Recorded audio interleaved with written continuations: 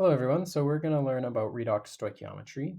Now, just to jump into it, we first need to know a few units and symbols. So Q is known as the charge, okay? So Q is how much charge is occurring. Now, charge is measured in coulombs, which is measured or represented by a C.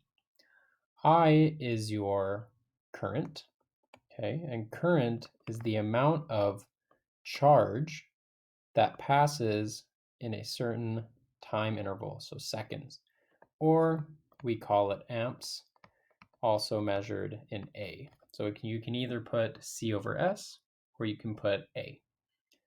Now time is measured, will have to be measured in seconds based on the fact that your current is measured in seconds, okay? Now, Faraday, he figured out a pretty cool constant below here, which is called Faraday's constant. It's notated as an F, okay? Now, Faraday's constant shows us that for every mole of electron, you have 9.65 times 10 to the 4 coulombs of charge. Now, this is really useful because if you have a wire with a bunch of electrons moving, and let's say they're moving to a plate of copper that is plating it with copper 2 plus, say we're refining this copper or something. These electrons will add to our copper 2 plus to form more copper solid. So this will actually grow here. One really cool application with all of these numbers and variables is we can actually figure out the amount of mass gained on an electrode. We could also figure out the amount of mass lost by an electrode if it's losing mass. And we can also figure out the number of moles of electrons moving through a wire with all these things. Now, there's lots of different ways to learn how to do this. You can learn it through ratios. You can learn it through doing a little bit more mathematical way. I'm going to teach you guys how to use it using one equation and one equation only. Now, this equation, I call it over F. So the number of moles of electrons equals it over F.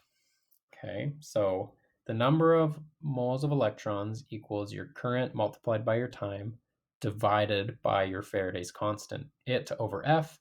Some people say F it, okay? Well, I say it over F. Now, let's do an example.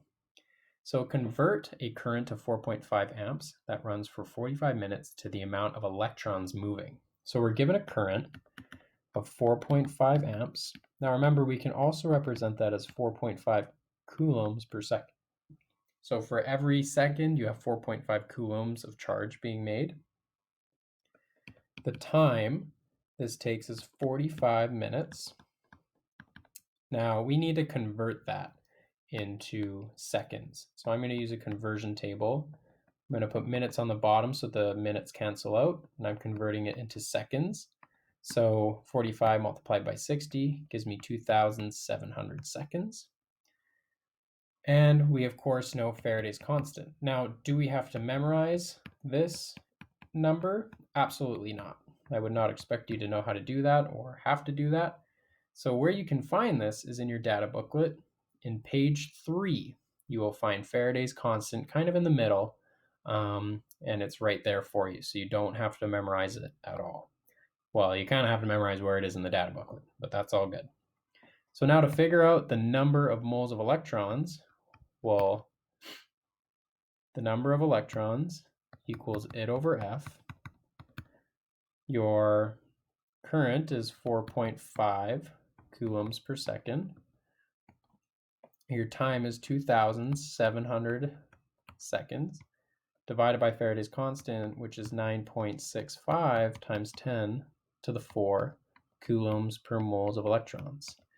Now, if you're a mathy type person, you're going to notice that your units all work out. Seconds cancel out, coulombs cancel out. Now this, moles of electrons, is in the denominator of a denominator. So if you're a bit mathy, you'll know that this is actually going to go on top, and you'll get the number of moles of electrons to equal around 0.1259, which you can round that to 0.13 because your lowest significant digits are 2. So that's the amount of moles of electrons being moved.